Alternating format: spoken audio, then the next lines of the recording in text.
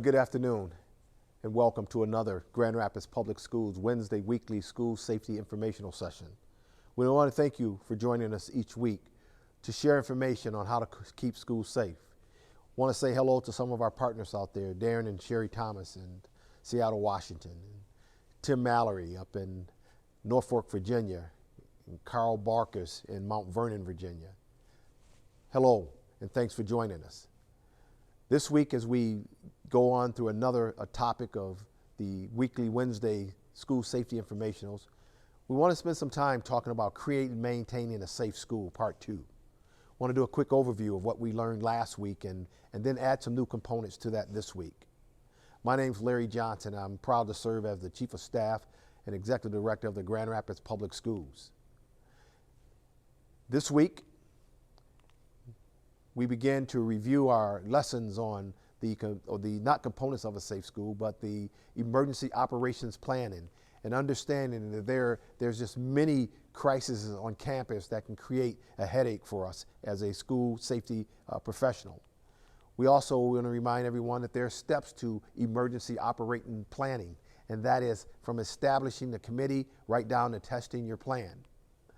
And then identifying who those players are and making sure that you have the right players at the table when you are planning for your school safety emergency planning sessions. Making sure you've got police, fire, EMS, our students and other business leaders on the committee. And then as you disperse your emergency operations plan, ensuring that that plan are in the hands of key cabinet members, principals, assistant principals, your public safety staff. But the main component is this model school crisis plan. And as you go through your school crisis plan, ensuring that your school crisis plan is NIMS compliant, that it is built around an all hazards approach, and that it covers the 4 phases of emergency management. And those phases include prevention and mitigation, preparedness, response, and recovery. And let's look at what those are, what this all hazards approach is all about as it relates to safe schools operational planning. First of all, our prevention and mitigation. Are you taking an opportunity to look at your school site assessments and to determine what are your risk factors around your school, inside and outside?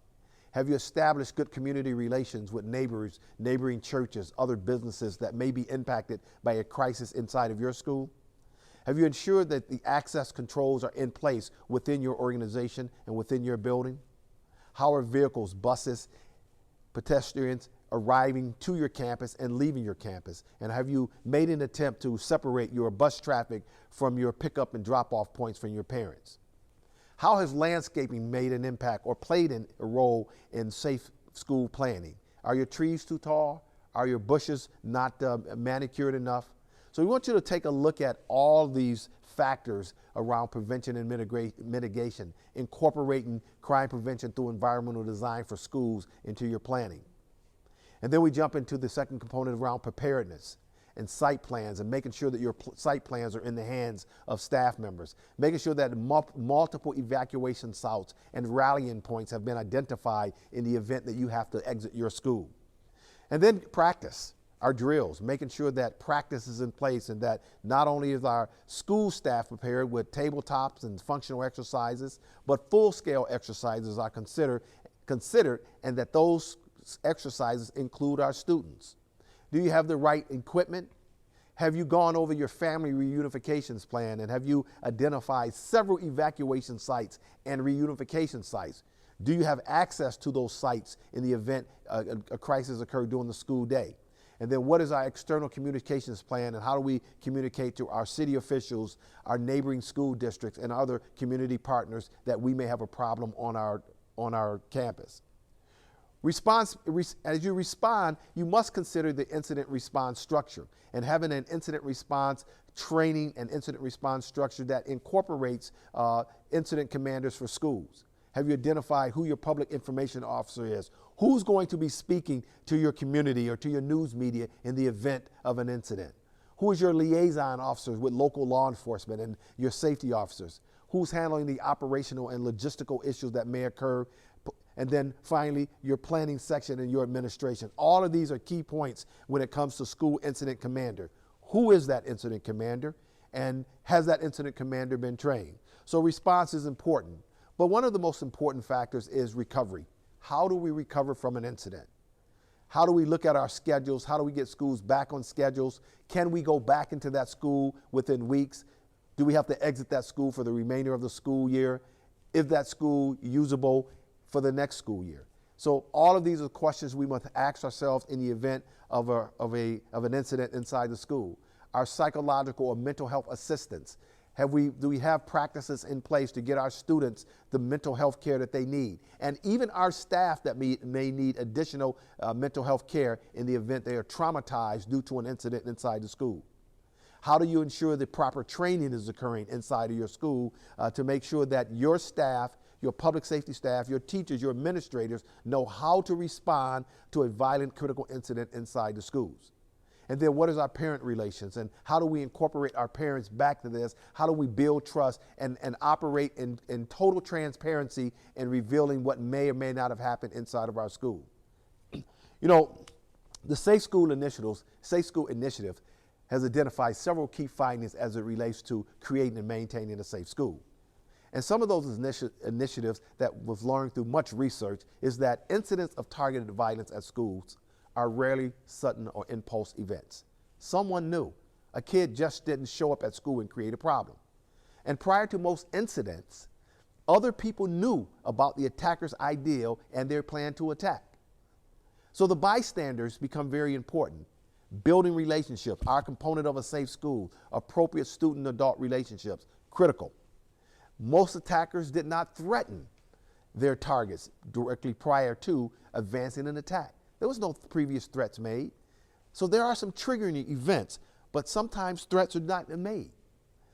And there's no accurate profile or how we engage or a profile to identify a potential threat to your school. So we must not use the word profile because anyone has the potential to bring a threat onto the school campus. Most of our attackers engaged in some behavior prior to the incident that caused concern or indicated a need for help. And then most attackers were known to have difficulty coping with significant loss and personal failures. That can be loss of a loved one, the failing of a class, some significant event that has occurred in their life. The U.S. Secret Service goes on to say that many attackers felt bullied, persecuted, or injured by others prior to the attack, and most attackers had access to and had used weapons prior to the attack.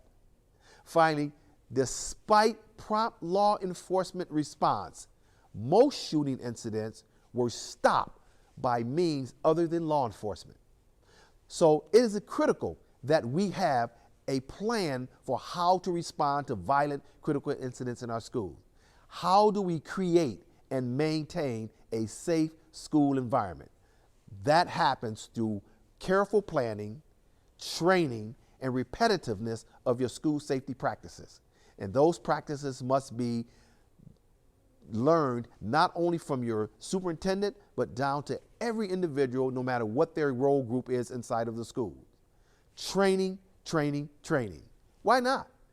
We teach teachers how to teach, building custodians how to administer a building, and custodians are trained on the latest technology to do their jobs. Has anyone ever taught you how to respond to a violent critical incident in schools?